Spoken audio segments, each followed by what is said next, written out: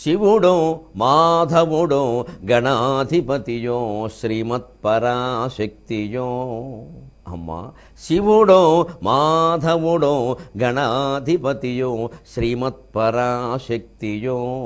ఎవరో ఎవరో ఎందరో దేవతల్ గలరు వారి సృష్టి మూలంబనన్ వివరించెన్ భవదీయ గర్భము.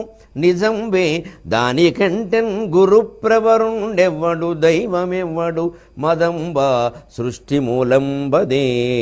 మదంబ సృష్టి మూలంబదే. ఇండియాలో పుట్టడానికి ఇతర దేశాల్లో పుట్టడానికి ఒక ప్రధానమైన భేదం ఉంది. ఇక్కడ మనం ఏ విషయాన్ని గురించిన అభిప్రాయాలనైనా స్వేచ్ఛగా చెప్పవచ్చు, దైవాన్ని ఏ పద్ధతుల్లోనైనా ఆరాధన చేయవచ్చు. ఈ స్వేచ్ఛ ఇతర దేశాల్లో చాలా చోట్ల కనపడదు. వారు ఏదంటే ఏదే, ఒక పేరంటే ఒక పేరే, ఒక రూపం అంటే ఒక రూపమే, ఇంకా ఏమీ మాట్లాడడానికి వెళ్ళేది. అదేదో ఐకమత్యం కింద భావిస్తారు. అది బలవంతంగా మనుషుల్ని మతానికి కట్టుబడేలా చేయడం. అటువంటి మతాలు ఎంత హింసకి పాల్పడి ప్రపంచాన్ని మొత్తం అల్లా కల్లోలం చేసేస్తున్నాయో మనం చూస్తున్నాం. కేవలం ఒక 100-200 మంది తీవ్రవాదులు 50,000 మందిని బంధించారటండి ఇరాక్లో. సుజూదీ అనే తెగవారిని. ఏం లేదు, ఈ తీవ్రవాదులు ఒక మతంలో ఒక శాఖ, వారిది వేరే శాఖ, అంతకంటే అదే మతం వేరే శాఖ. 50,000 మందిని 200 మంది బంధించారు. మనుషుల్లో భయం ఎలా ఉంటుందో చూడండి. బంధించి ఘోరంగా ఏమిటంటే కొండల మధ్యలో బంధించారు, చలికి చచ్చిపోతుంటే. అది కాకుండా వాళ్ళకి పాలు లేవు, నీళ్లు లేవు, పసిపిల్లలు చచ్చిపోతున్నారు. చివరికి ఆ తల్లులు పాపం బిడ్డల ప్రాణం కళ్ళ ముందు పోతుంటే చూడలేక ఏం చెయ్యాలో తెలియక, ఇవ్వడానికి పాలు లేక ఎండిపోయిన దేహాల్లో బ్లేడు పెట్టి రకరకాల ఆయుధాలు ఏవో పెట్టి శరీరం కోసుకుని ఆ రక్తాన్ని తాగించారట పిల్లలకి. పత్రికల్లో వచ్చిన వార్త, కరాళ భయంకర విషాద పిశాచ వార్త. ఇది జరుగుతున్నది. పరమదారుణమైన హింస ఇతర దేశాల్లో, ఇతర మతాల్లో. మత్సుకు చూపించండి ఇటువంటి హింసను ఎక్కడైనా హిందూ ధర్మంలో. మత మార్పిడి కోసం కానీ మత శాఖల కోసం కానీ జరగదండి. కారణం అమ్మా శివుడో మాధవుడో గణాధిపతియో శ్రీమత్పరాశక్తియో.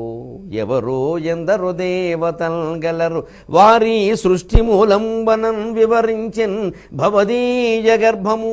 ఈ దేశంలో పిల్ల పుట్టినప్పుడే తల్లి ఉగ్గుబాలతో తెలియజేస్తుంది, నాయన శివరాత్రికి శివుణ్ణి కొలవాలరా, శ్రీరామనవమికి శ్రీరామచంద్రమూర్తిని సేవించాలిరా, కృష్ణాష్టమి నాడు ఉట్టి కొట్టాలిరా, బట్టర్పాట్ బ్రేకింగ్ కాదురా, ఉట్టి కొట్టాలిరా, దసరాలో అమ్మవారిని సేవించాలరా, గణపతి నవరాత్రులు చేసుకోవాలరా. అంటే అమ్మా ఇంతమంది దేవతలు ఏమిటం, ఇంతమంది దేవతలు లేరు నాయన, ఒకే దేవుణ్ణి ఇన్ని రకాలుగా కొలుస్తున్నాయి. ఎందుకమ్మా? మనస్సు ఎప్పుడు వైవిధ్యం కోరుతుంది నాయన. మనసుకి ఎప్పుడు నువ్వు ఒకటే రకమైన కూర తినవు కదా, ఒకటే రకమైన స్వీట్ తినవు కదా, రకరకాలు కావాలంటావు కదా, ఒకే రకమైన సినిమా చూడవు కదా, రకరకాలు చూస్తావు కదా. అలాగే దైవభావంలో కూడా రకరకాలుగా ఉండి అలవాటు చేసి మనస్సును అలవాటు చేయడం కోసం పెట్టారు. అంటే ఎంత ఆనందంగా ఉంటాడండి హిందువైనటువంటి బాలుడు.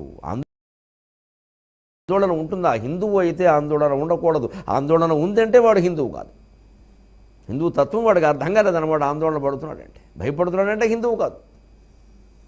ఇంత తత్వం ఉంది ఇందులో. అందుకని అమ్మాయి ఇలా నాకు చిన్నప్పటి నుంచి చెప్పావు, కారణం నీ గర్భంలో పుట్టడం వల్ల. అందుకని నీ గర్భానికి నమస్కారం అమ్మా. అదే ఈ దేవతలందరికీ గర్భగుడి. నీ గర్భమే అందరికీ గర్భగుడి, నా ఒక్కడికే కాదు. ఈ తత్వాన్ని తెలుసుకోవడమే వినాయకాయ విద్మహే ఏకదంతాయ ధీమహి తన్నో విఘ్నరాట్ ప్రచోదయాతు. ఇలాంటి మంత్రాలు మనకి మంత్రపుష్పంలో ఒక మంత్రవాక్యాలు ఒక 10-15 ఉంటాయి. వేదాత్మనాయ విద్మహే హిరణ్య గర్భాయ ధీమహి తన్నో బ్రహ్మ ప్రచోదయాతు. వజ్రనఖాయ విద్మహే తీక్ష్ణదగ్ముష్ట్రాయ ధీమహి తన్నో నారసింహ ప్రచోదయాతు. 3 మాటలు ఒకరివే. అంటే నిన్ను తెలుసుకుందుకు నిన్నే ధ్యానిస్తున్నాను, అందుకు అనుగుణంగా నా బుద్ధిని నువ్వే ప్రేరేపింపజేయి.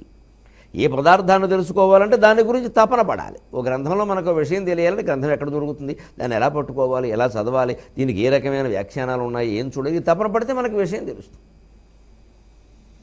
ఊరికి ఏదో ఓ పుస్తకం చదివి అది పట్టుకుని కూర్చుంటే అలాగా. దాని గురించి పరిశోధన చేయాలంటే ఆచరణకు మళ్ళీ ఇన్ని పుస్తకాలు చదవకూడదు, తప్పదు. ఏదో మార్గంలో వెళ్ళిపోవడమే. కానీ పరిశోధన చేయాలంటే చాలా చదవాలి. దాని తత్వం తెలుసుకోవాలంటే చాలా తెలుసుకోవాలి. తపన పడితే అర్థం